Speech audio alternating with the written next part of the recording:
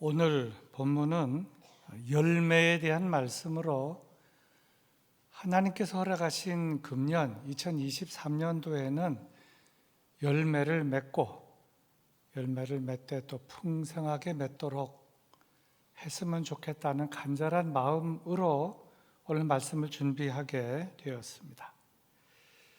포도나무는 바라보는 나무로서의 관상수가 아니라 열매를 맺는 유실수 나무입니다.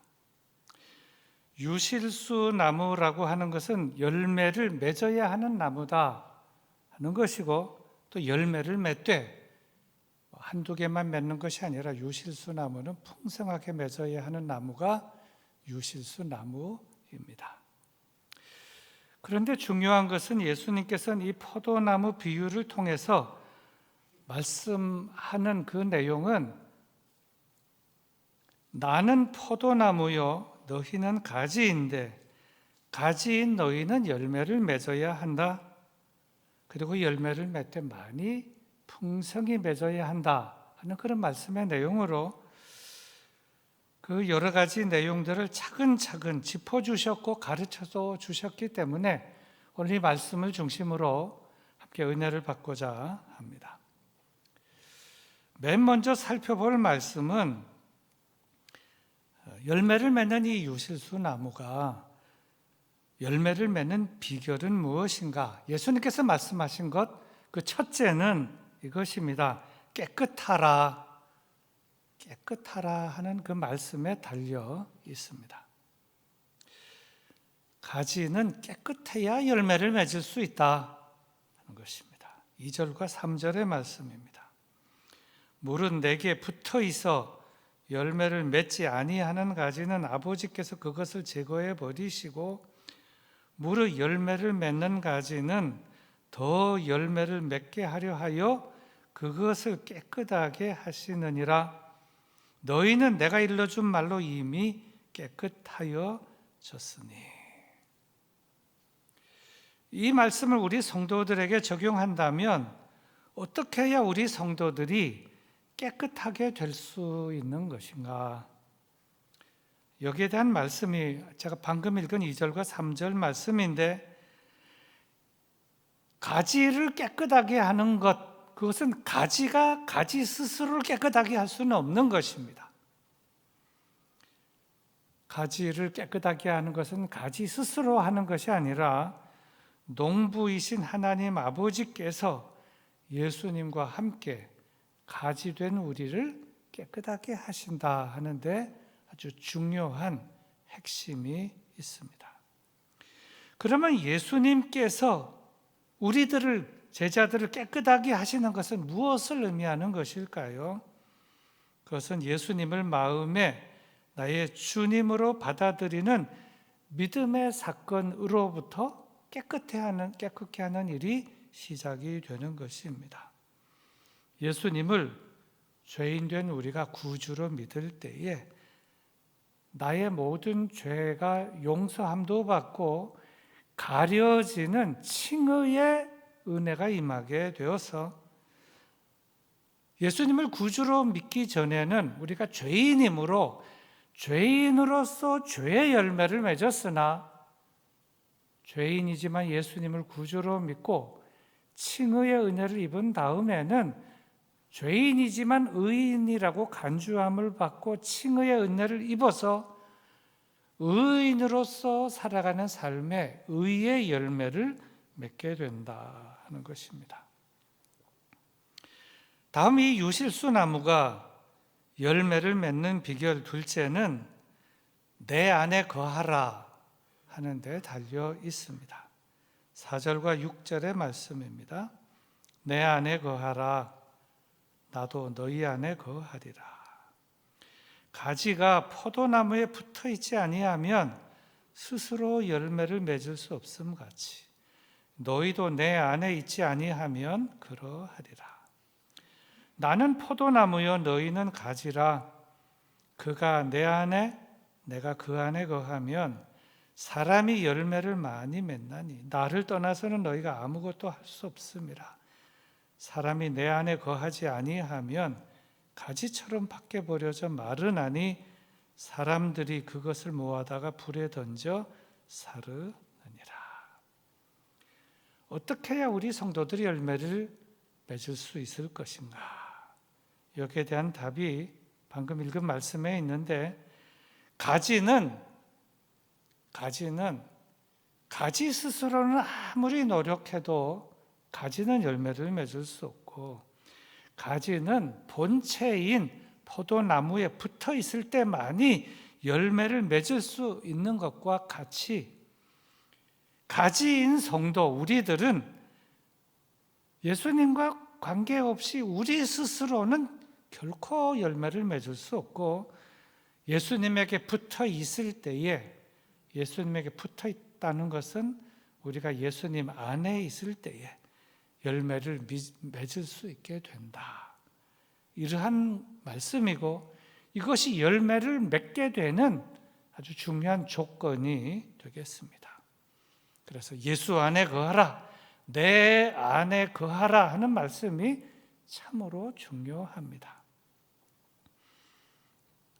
내가 예수님 안에 거하고 예수님께서 나의 안에 거하시는 것, 이것이 열매를 맺는 비결이다. 이것만 우리가 곰곰이 생각하고 또 여기서 은혜를 받고 실천을 해도 열매를 잘 맺게 될 것입니다. 그러면 좀 더 구체적으로 내가 예수님 안에 거하고 예수님께서 내 안에 거하시는 것이 어떻게 가능한 것입니까? 내가 이 몸뚱아리를 예수님 안에 어떻게 집어넣는 것입니까?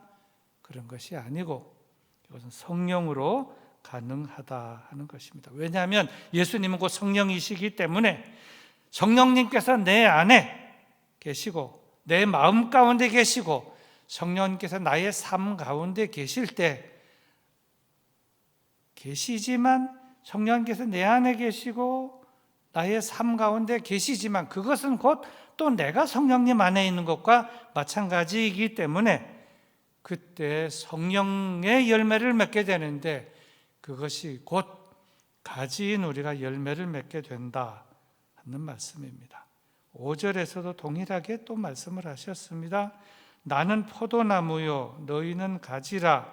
그가 내 안에 내가 그 안에 거하면 사람이 열매를 많이 맺나니. 가지가 몸체에 붙어 있는 것, 이것은 우리가 예수님 안에 거하는 것이다. 또 이것은 성령으로 가능한 것이다. 그런데 이것 하나만 더 붙이면 우리가 예수님 안에 거하는 것이다. 또 성령님께서 내 안에 내가 성령 안에 거하는 것이다 하는 것이고, 예수님께서 성령이시고 또한 예수님께서 말씀이시기 때문에 말씀이 내 안에 거하고 내가 말씀 안에 거한다면 이것이 또한 가지가 포도나무 본체에 붙어 있는 것이고, 내가 예수님 안에, 예수님이 내 안에 거하시는 것이 곧 말씀으로, 말씀 안에서 말씀이 내 속에 계실 때에 그것이 가능하게 되는 줄로 믿습니다. 그리고 6절에서 또 이렇게 말씀하셨습니다. 사람이 예수님 안에 거하지 아니하면 가지처럼 밖에 버려져 마르나니 사람들이 그것을 모아다가 불에 던져 사르느니라. 이것은 또 무슨 말씀인 것입니까? 이것은 예수님께 붙어 있으면서도, 이제 중요한데요, 가지가 본체에 붙어 있지 아니하면 열매를 맺을 수 없다고 그랬는데 가지가 본체에 붙어 있습니다. 우리가 예수님에게 붙어 있습니다. 하지만 열매를 맺지 아니한다, 맺지 못한다, 수동태고 맺지 아니한다 능동태입니다. 능력이 없어서 맺지 못하거나 능동적으로 의도적으로 맺지 아니한다, 이러한 일이 발생하게 됐다. 그럼 어떻게 되느냐 것입니다. 그러면 밖에 버려지고 또 마르게 되고 폐기처분하게 된다 하는 것입니다. 예수님께 붙어 있으면서도 예수님 안에 거하지 않는 사람들, 교회에 나오면서도 주여 주여 하면서도 열매라고 하는 것을 맺지 아니하고 언제나 그 자리에 있는 사람들, 우리 좀 생각해 보아야 할 것입니다. 예수님께서도 말씀하셨습니다. 너희는 나를 불러 주여 주여 하면서도 어찌하여 내가 말하는 것을 행하지 아니하느냐. 무시무시한 말씀인데 어떻게 되냐? 불에 던져 살라지게 되느니라 말씀하셨습니다. 그리고 열매를 맺은 결과에 대해서도 예수님께서 말씀하셨는데 이 말씀은 8절입니다. 너희가 열매를 많이 맺으면 내 아버지께서 영광을 받으실 것이요 너희는 내 제자가 되리라. 열매를 많이 맺게 되면 첫째, 아버지께서 영광을 받으시게 된다 것입니다. 얼핏 생각하면 가지가 열매를 맺었는데 어떻게 아버지가 영광을 받으시는 것인가 이해가 잘 안 된다 그럴 수도 있지만 이것이 예수님의 말씀입니다. 가지 된 우리가 열매를 맺으면 하나님 아버지께서 영광을 받으신다. 예를 들자면 이렇습니다.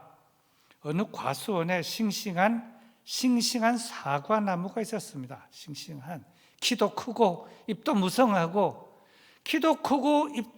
사과나무인데 열매가 신통치 않습니다. 친구들이 와서 주인에게 얘기를 했습니다. 이 사과나무는 참 근사한데 본때가 있습니다. 키도 크고 잎도 무성하고 잘생겼습니다. 근데 열매가 신통치 않다는 겁니다. 어째서 그러냐? 주인이 그 얘기를 들으니 기분이 좋을 리가 없습니다. 알았습니다. 그리고 그 해에 주인은 그 사과나무에게 더 정성을 기울이려고 마음을 먹었습니다. 가지도 치고 거름도 주고 정성을 기울였습니다. 그리고 생각합니다. 너는 키도 크고 잎도 무성하고 열매 맺긴 맺었지만 열매가 신통치 않으므로 사람들이 나한테 어떻게 저 사과나무는 키도 크고 잎도 무성하고 잘생겼는데 열매가 신통치 않습니까? 그래서 나를 욕보였으므로 내가 정성껏 너에게 걸음을 주고 공을 들이는데 내년도 열매를 많이 맺어라. 내년도 열매를 많이 맺지 않으면 내가 너를 찍어버리고 버려버리겠다. 그리고 그 다음 해가 됐습니다. 그 나무가 잘 자라고 가지치기를 잘해서 그런지 잎도 무성하게 되고 열매를 생산하는데 열매가 아주 풍성하게 열렸습니다. 주인의 마음이 어떠했겠습니까? 주인의 마음이 기뻤습니다. 그리고 속으로 생각합니다. 이 과수원에 사람들이 와서 지난번에 그 사과나무가 작년에 키도 크고 잎만 무성하고 열매가 신통치 않았는데 잘 열었구만 하면서 칭찬하면서 나에게 영광을 돌리게 되었으니 이렇게 된다는 것입니다. 포도나무도 마찬가지라는 것입니다.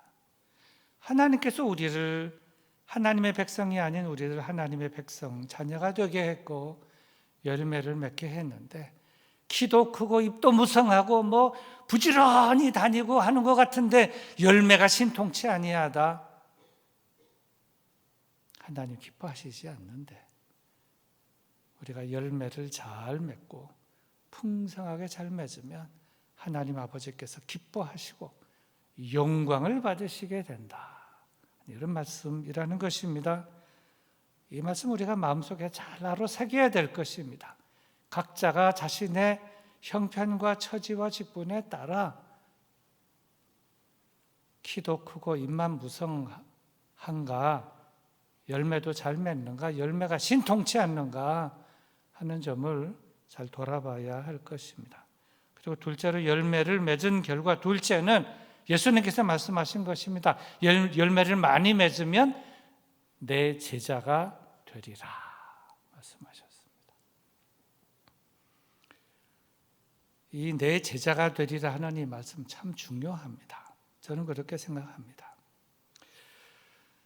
죄인이 예수님을 구주로 영접하면 구원을 받습니다. 구원의 열매가 있습니다. 근데 구원만 받은 사람을 향하여 내 제자라고 말하지 않습니다. 내 제자라고 하는 것은 겨우 자신의 구원만 받은 사람을 제자라 하는 것이 아니라 구원을 받은 사람이 여러 가지 열매들, 제가 조금 이따가 말씀을 드리겠습니다마는 그런 열매들을 많이 맺게 될 때에 예수님께서 저는 내 제자다, 내 제자답다, 내 제자로구만 이렇게 인정하시고 칭찬하신다 하는 것입니다. 우리가 구원을 받고 구원에 개인적으로 열매를 맺어야 되지만 이건 나 혼자만 겨우 내 신앙만 추스려서 하나님 나라에 겨우 나 혼자만 들어가는 것입니다. 그런 사람을 어떻게 예수님의 제자라고 칭할 수 있느냐? 할 수 없다 하는 것입니다. 자, 그러면 만일 가지가 열매를 잘 맺지 않게 된다면 어떠한 일이 벌어지게 될까요? 예수님께서는 이렇게 말씀을 하셨습니다. 무릇 내게 붙어 있어 열매를 맺지 아니하는 가지는 아버지께서 그것을 제거해 버리신다. 여러 가지 의미가 있습니다. 첫째는 가지치기를 한다, 이런 의미가 있고, 둘째, 그래도 열매를 맺지 아니한다, 찍어버리신다. 아마 이 가운데 나무 유실수를 기르시고 계시는 분이 있으시거나 또 과수원을 하시는 분이 아마 계실지 모르겠습니다만은 저도 이 과수를 좀 길러보았습니다. 네, 충분히 이해가 됩니다. 아마 여러분도 이해가 될 것입니다. 땅만 버리고 거름만 낭비하고 키도 크고 입만 무성한데 열매를 맺지 아니하거나 열매를 맺지 수동태로 열매를 잘 맺지 못하거나 능동적으로 열매를 의도적으로 맺지 아니하는 그러한 가지는 쳐버리거나 계속 맺지 아니하면 밑둥을 찍어서 버려야 하는 것이 아니겠습니까? 비단 일반 유실수 나무뿐만 아니라 가지인 성도도 마찬가지다 하는 점을 결코 잊어서는 안 될 것입니다. 설교의 결론입니다. 오늘 설교 제목은 열매를 맺는 가지, 열매를 맺지 아니하는 가지로서 주제는 열매입니다. 제가 이 제목을 놓고 몇 가지를 썼습니다. 열매를 맺는 가지, 열매를 맺지 못하는 가지, 열매를 맺지 아니하는 가지. 무슨 말인지 이해가 되죠? 능력이 안 돼서 열매를 잘 못 맺는 가지, 열매를 맺어야 함에도 불구하고 의도적으로 열매를 안 맺는 가지, 이런 가지도 있다는 겁니다. 그래서는 안 되지 않느냐 하는 그런 생각을 하면서 제목을 그래도 성경 안에 있는 말씀 내용 중심으로 이렇게 잡아보았습니다. 성경에 보면 열매라는 그런 단어가 여러 가지로 나오는데 많이 있습니다. 그 중에 이제 신학자들, 성경학자들의 의견을 모아보면 대체적으로 한 5가지 정도의 열매를 논하고 있습니다.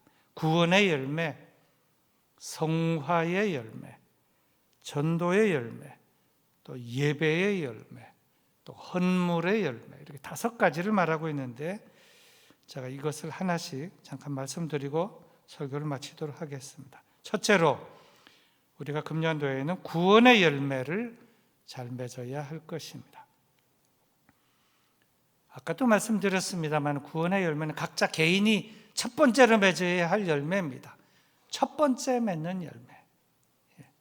죄인 된 내가 온전히 죄를 회개하고 예수님을 구주로 영접하고 예수님께서 이 일을 위해 이 땅에 오셔서 십자가를 지시고 죽으셨는데 그 사건은 다른 사람 너를 위한 사건이 아니라 나를 위한 사건이라고 인정이 되고, 그리고 그 앞에서 무릎을 꿇고 눈물을 흘리고 예수님의 그 십자가를 나의 십자가로 받아들이고 구원과 생명과 영생을 얻는 그 첫 번째 열매가 구원의 열매입니다. 그리고 이 구원의 열매를 맺은 사람이 다음에 맺어야 할 열매가 있는데 두 번째 열매입니다. 그것은 성화의 열매입니다. 성화의 열매는 성령의 열매입니다. 겨우 구원만 받았는데 내가 성화에 이르를 수가 없습니다. 구원은 받았지만 여전히 인간적인 어떤 성질, 성격, 주체하지 못하는 그 상스러운 건 다 남아 있습니다. 예배 잘 드리고 나가면서 한번 싸우기도 하고 주차장에서 다 쏟기도 하고 집에 가서 다 쏟기도 하고 그럽니다. 예배를 드렸습니다. 구원 받았음에도 불구하고 왜 그런 것입니까? 아직 덜 돼서 그런 겁니다. 성화가 덜 돼서 그렇다. 성화는 나 스스로 성화 열매를 맺을 수 없고 성령님께서 내 안에 계셔서 나의 모든 성질, 나의 모든 습관, 모든 것을 주관하고 주재할 때 성화의 열매를 맺을 수 있습니다. 갈라디아서에서는 이렇게 말씀을 합니다. 오직 성령의 열매는 사랑, 희락, 화평, 오래 참음, 자비, 양선, 충성, 온유, 절제. 일단 구원받은 구원의 열매를 맺은 사람은 다음에는 성화의 열매를 맺도록 사모하시기를 바랍니다. 성령님의 임재를 간절히 간구하고 성령님께서 나의 모든 것을 주관 주장해 주셔서 나 스스로는 성화의 열매를 맺을 수 없지만 성령님께서 내 안에 나에게 성화의 열매를 맺게 해 주옵소서 기도하면 맺게 해 주실 줄로 믿습니다. 세 번째 열매는 전도의 열매입니다. 예수님께서는 말씀을 하셨습니다. 하나님의 나라는 마치 무엇과 같은가? 천국은 씨를 뿌리는 것과 같다. 씨는 뭐냐? 하나님의 말씀입니다. 말씀을 나가서 다 뿌립니다. 사람들의 마음은 여러 가지 밭이 있다. 돌짝밭도 있고 길가밭도 있고 가시떨기밭도 있고 옥토도 있고 그런데 거기에 떨어져서 자라고 꽃도 피고 열매를 맺게 된다. 그 열매는 전도의 열매를 말하고 있습니다. 말씀을 뿌려서 하나님의 들은 그 말씀을 받고 말씀을 나가 전해서 여러 사람들의 마음밭에 뿌려지게 해서 열매를 많이 맺게 하는 것 아버지 하나님께서 기뻐하시고 열매를 많이 맺을 때 하나님께서 영광을 받으시게 된다. 그렇게 될 줄로 믿습니다. 네 번째 우리가 맺어야 할 열매입니다. 예배의 열매입니다. 어떻게 예배의 열매라는 것이 있을 수 있냐? 제 얘기가 아니고 성경에 있는 말씀입니다. 히브리서에 보면 이런 말씀이 있습니다. 그러므로 우리는 예수로 말미암아 항상 찬송의 제사를 하나님께 드리자. 이는 그 이름을 증언하는 입술의 열매니라. 우리가 지금 가지고 있는 이 성경책, 인쇄된 성경책 찬송가는 만들어진 지 한 500년 됐습니다. 중세 르네상스 시대에 인쇄술이 발명된 이후에 책이라는 것이 나왔죠. 그 전에는 교회를 다니는 사람이 책을 가지고 다니는 일이 없었습니다. 예수님 시대에도 없었습니다. 그때는 글이라고 하는 것은 어디에 썼는가 하면 이 가죽 양피지에나 쓰고 파피루스에나 쓰고 하는데 양피지나 파피루스는 아주 돈이 많은 사람이 아니면 그걸 가질 수도 없었습니다. 그리고 회당이라든지 큰 거기에 가면 큰 두루마리에 되어 있는 거 회중들은 뒤에 앉아서만 본 것이고 전통적으로 사람들이 하는 일은 신앙생활 하는 데 있어서 하는 일은 첫째는 기도요, 둘째는 찬송이었습니다. 기도와 찬송, 찬송과 기도. 그 회중들은 회당 성전에 가면 하나님의 말씀을 듣는 것입니다.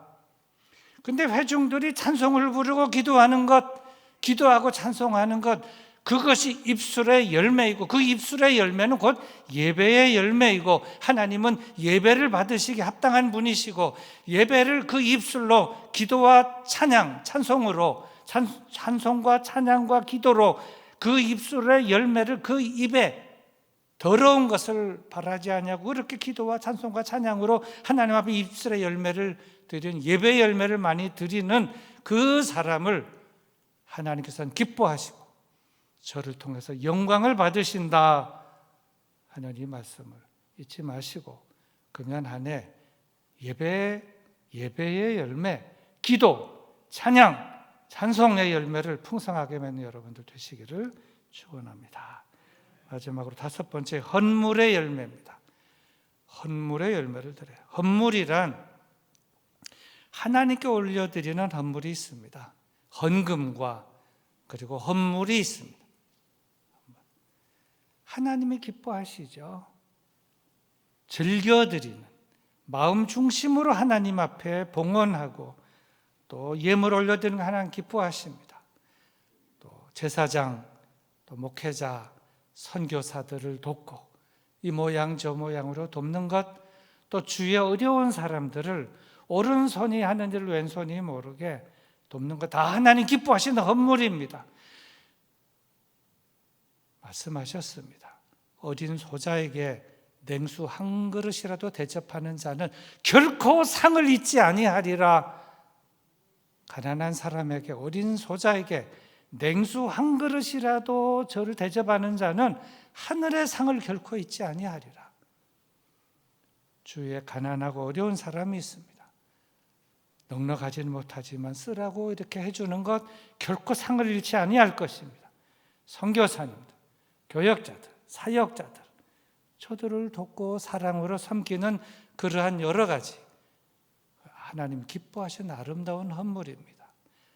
하나님을 향하여 드리는 헌금, 봉헌과 헌물, 하나님 기뻐하신다는 겁니다. 이러한 바울 서신에 보면 많이 있습니다. 여러 가지로 되어 있어요. 하나님이 크게 기뻐하시는 것이다. 여러분들께서 우리 주위에 여러분들이 계시면 하나님은 항상 살아계시고, 선교사와 목회자와 사역자들과 주위에 어려운 사람, 가난한 사람들, 과와 과부와 나그네, 어린 소자도 있습니다. 저들을 이 땅에 남겨두신 것은 우리가 어떻게 하느냐 하나님이 보시려고 새 말까지 놔두신 겁니다. 우리가 전국을 돌아다니면서 그런 사람을 다 도와줄 수는 없지만 내가 이렇게 움직일 때 내 주위에 있는 사람들 외면하지 말고 지갑을 열어서 돕고 사랑으로 돕고 섬길 때 하나님께서는 크게 기뻐하시고 하늘의 상급을 결코 잃지 않게 될 줄로 믿습니다. 찬송가 90장에 보면 이러한 가사가 있습니다. 주 예수 내가 알기 전 날 먼저 사랑했네. 그 크신 사랑 나타나 내 영혼 거듭났네. 주 내 맘에 늘 계시고 나 주 안에 있어. 저 포도비유 같으니 참 좋은 나의 친구. 제가 처음에도 말씀드렸지만 오늘 이 말씀을 드리려고 작정한 이유는 한 해를 시작하는 1월 달에 올 한 해는 우리 온 교우들이 하나님 기뻐하시는 열매를 맺자. 열매를 맺어도 신통치 않게 맺는 게 아니라 잘 맺고 더 맺고 풍성하게 맺어 하나님 아버지를 기쁘시게 하고 하나님 아버지께 영광을 올려드리는 여러분들 다 되시기를 주님의 이름으로 축원합니다. 우리 말씀을 생각하면서 우리 조용히 기도합시다. 올 한 해, 주신 한 해는 하나님을 기쁘시게 하는 한 해, 하나님께 영광을 올려드리는 한 해 되게 하여 주시옵소서. 기도합시다.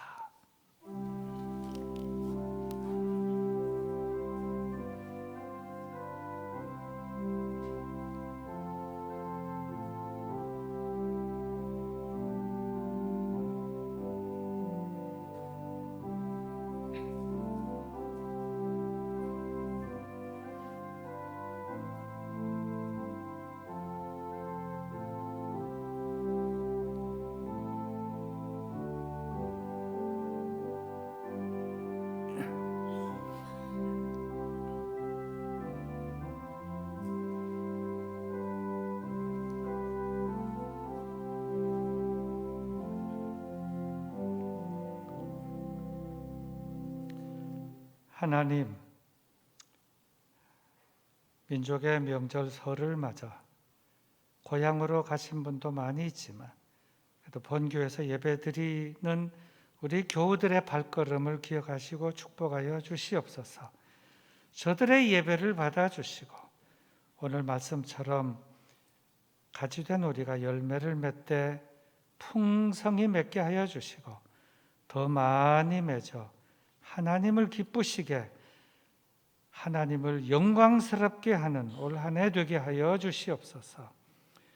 또 고향 부모를 찾아간 우리 교우들, 저들의 발걸음을 인도하여 주시고 도와주시고 저들이 가는 곳마다 향기로운 주님의 편지가 되게 하여 주시고 좋은 선한 거룩한 열매를 많이 맺을 수 있도록 인도하여 주시옵소서.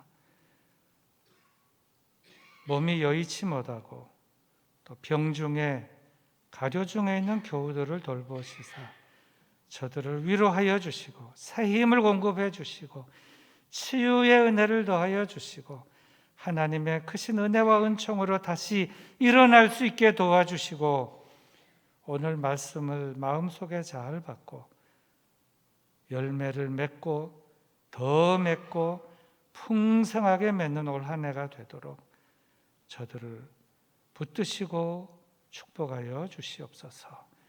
구주 예수 그리스도의 이름으로 기도드리옵나이다. 아멘.